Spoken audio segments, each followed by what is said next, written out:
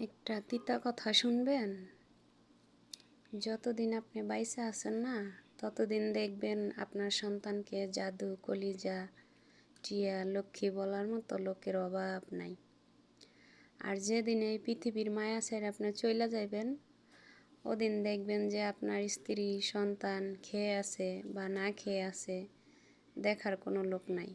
মানে খোঁজ নেওয়ারটুকু লোক নাই যে তোমরা কেমন আছো, এটা জিজ্ঞানের মতো কোনো লোক নাই। তাই বলি, পৃথিবীতে যতদিন বাইসে আছেন, স্ত্রী সন্তানদের সময় দেন, তাদের শখ আহ্লাদগুলো পূরণ করেন।